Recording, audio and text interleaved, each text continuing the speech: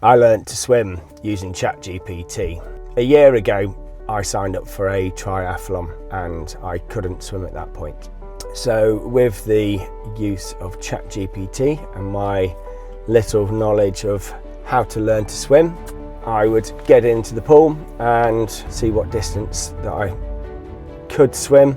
And what I mean by could swim was see how far I could go with the front crawl, head above water, and it wasn't very far.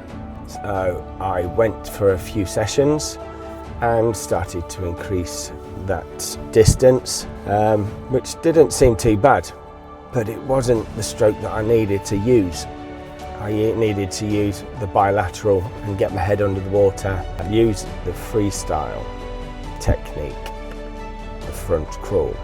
So my plan at that point was to start getting the distance up using the crawl like the doggy paddle with my head above water.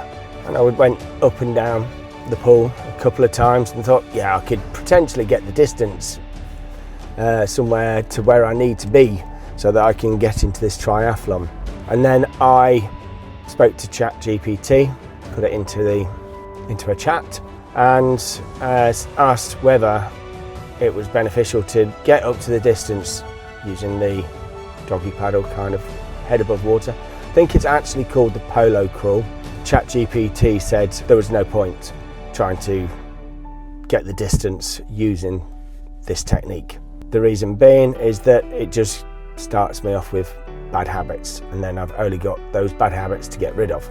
So I had to bite the bullet and teach myself how to do the freestyle technique. Started with the bilateral breathing, which is breathing each side. So 3 strokes and then you breathe out one side. 3 strokes, you breathe out the other side.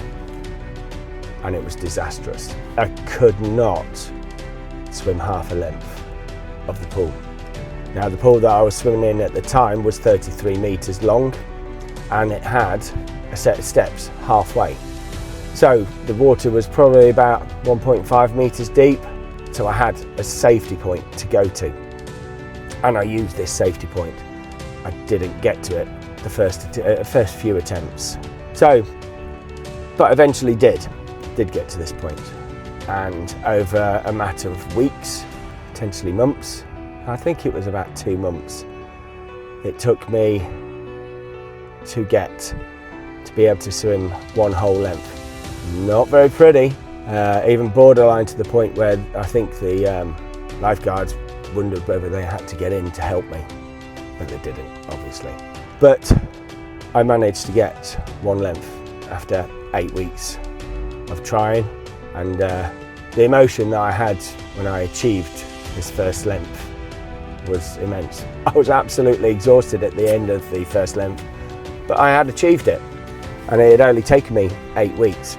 So I moved on from that and progressively tried to improve my technique by slowing it down, by doing some breathing techniques, asking ChatGPT if I was doing the right thing. I eventually moved away from using ChatGPT as my core coach and found a YouTube channel that was really beneficial.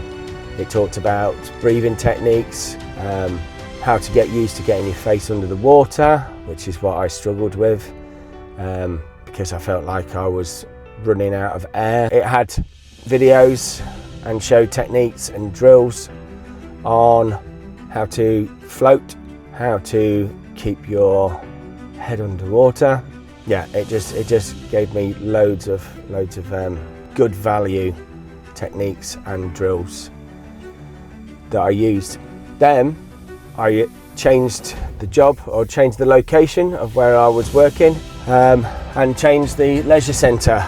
And this facility that I had access to whilst doing the next project I was on, had swimming lessons that were in the evenings, because my day at work is 7:30 till 7 p.m. at night. And these swimming lessons, unlike any other facility, fitted well within my working day. So they started at 8 p.m.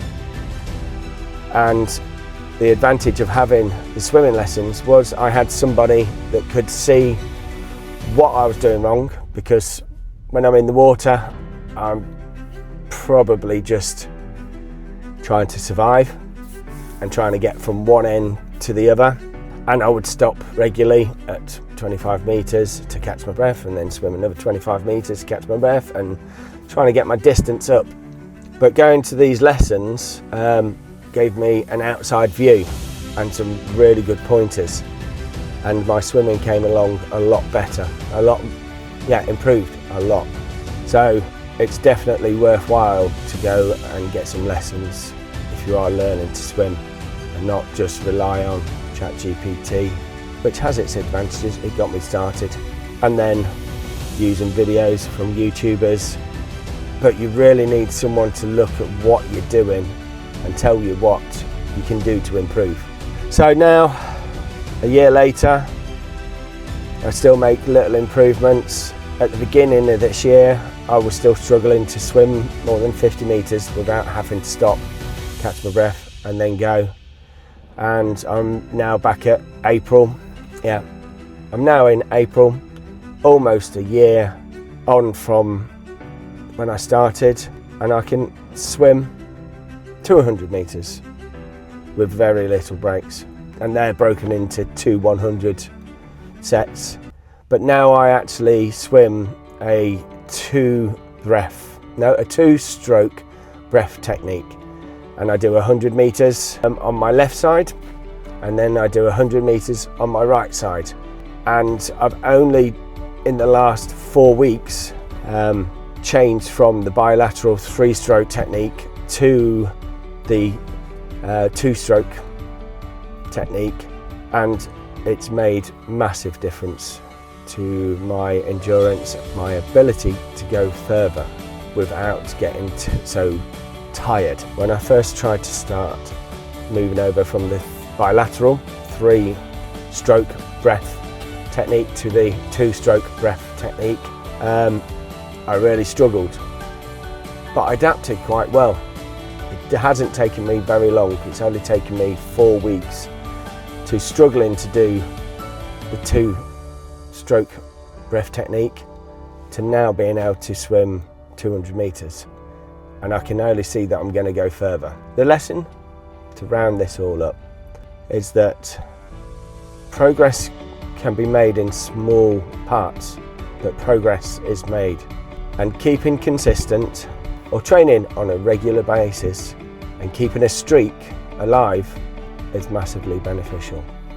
Don't get disheartened with the hurdles that you are confronted with, like I was, and just keep pushing forward, because consistency compounds when motivation dies.